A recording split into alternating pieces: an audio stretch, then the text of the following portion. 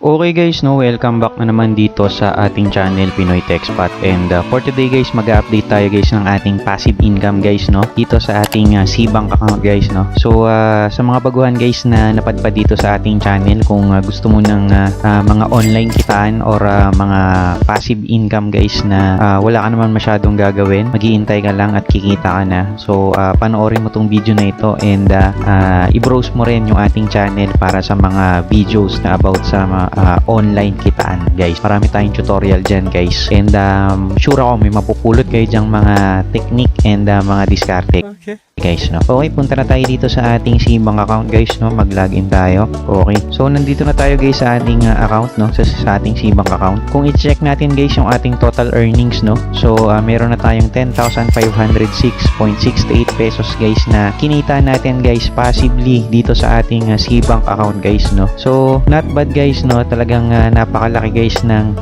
tulong nitong Cbank dahil na-preserve niya yung value ng pera natin, and tumubo pa siya guys nang wala naman tayong ginagawa. So ang Cbank guys is isang digital bank which is nagbibigay ng interest by just depositing your money dito sa bangko na ito. So ang kaibahan nito guys at mga traditional bank gaya ng BPI, BDO and etc. Si Cbank is digital guys, no. Nag-ooperate siya as a digital bank. So hindi ito katulad ng mga traditional bank na kailangan mong puntahan and mag-withdraw ka dun sa counter.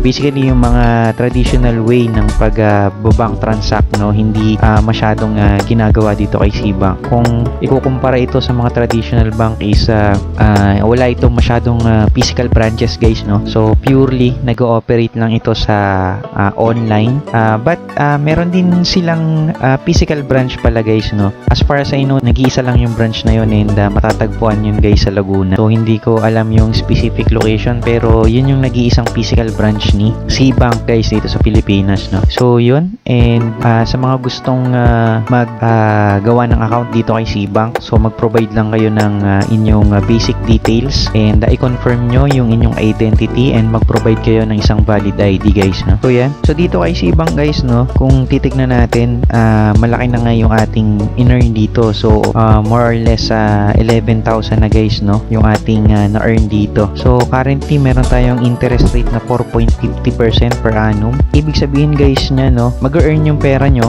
ng 4.50% per year, no guys, no.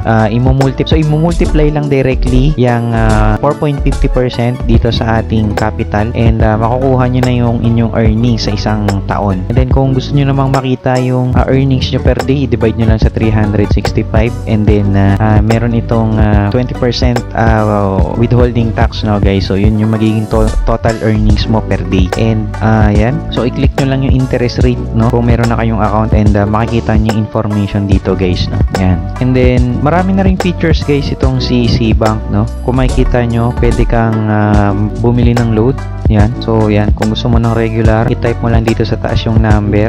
Kung gusto mo namang baguhin yung network, kung gusto mo dito talk and text, touch mobile or TM, Globe or Smart, i-select mo lang dito guys, no, i-tap mo lang yan, and dito i-input mo yung number na gusto mong loadan, no, and then mamili ka dito kung ano yung mga value ng load na gusto mong i-load. Okay, kung promo naman, available din naman yung promo nila. Ayan, so kinumpara ko to guys sa GCash, no. So dito sa Cbank is medyo may mga kulang, medyo may mga telco promo dito na hindi natin madalas makikita dun sa kumpara doon sa GCash, no. Sa GCash kasi marami. So dito, ito lang, kapag in-scroll nyo at kung ano yung mga lumabas dito is yun lang yung available nya guys, no. Okay, yan, AllNet nandito rin yan. So kung gusto nyo ring mag-load guys ng inyong mga PLDT broadband, no, pwede rin dito guys. Ayan nyo, Smart Bro. Ayan, pwede rin dito guys, no. Ayan, no, Home Bro Wi-Fi. So pwede guys dito, no. And then ang kinaganda pa nito guys,